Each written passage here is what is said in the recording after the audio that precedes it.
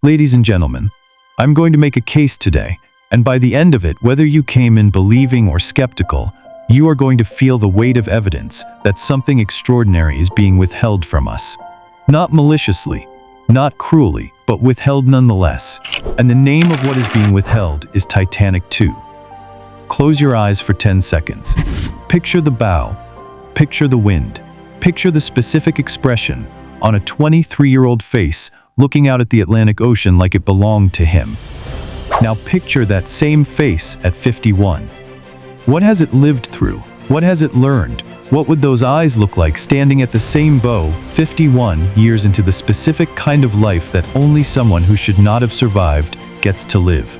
You felt something just now. You did not expect to feel it.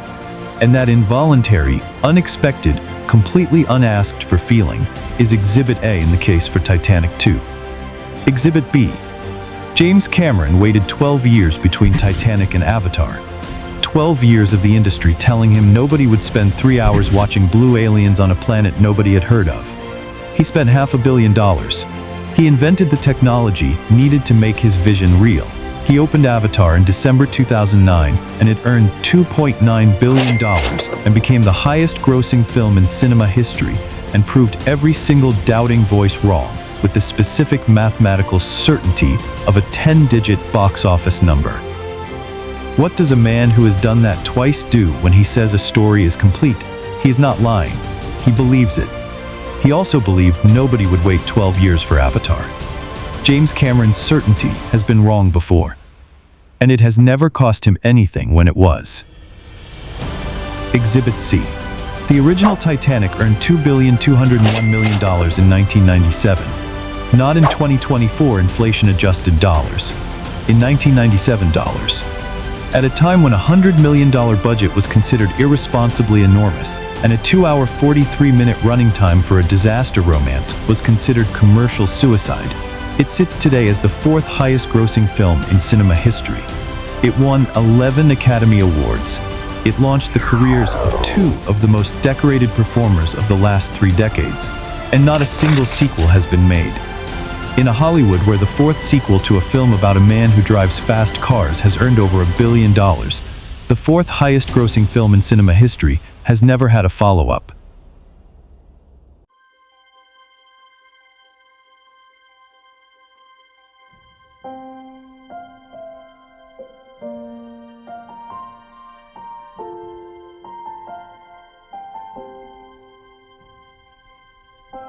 That is not completion.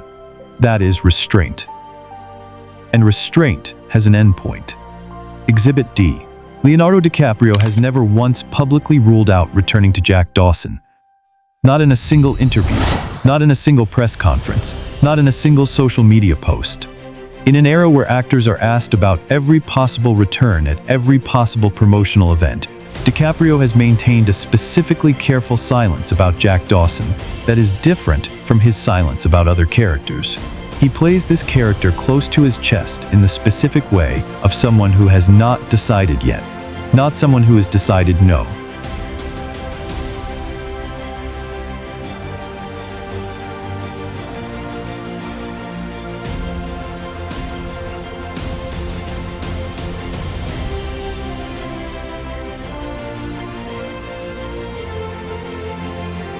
Exhibit E.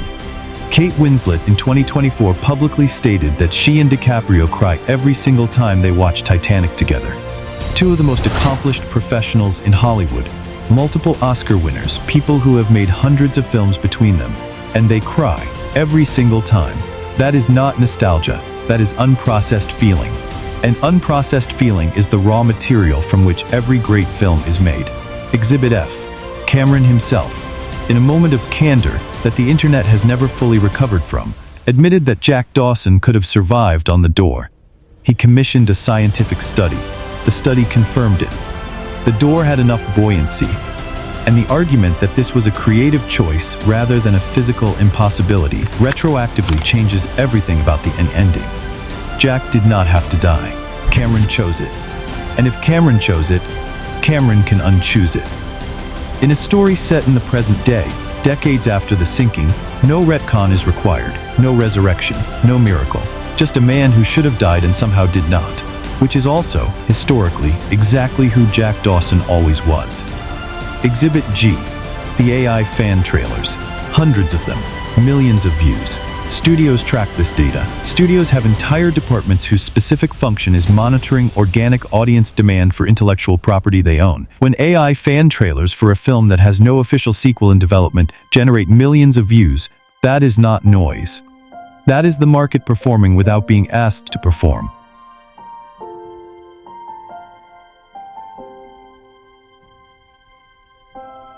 It is the commercial signal the box office confirmed in 1997, proving that it has never once gone away. The defense will say the story is complete. The defense is right. The Godfather was a complete story too. Casablanca was a complete story. The best films are always complete stories.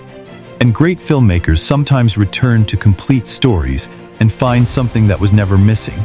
Something that was always there. Something that the passage of time between the first telling and the second has made visible in a way it could not have been when the story was first closed.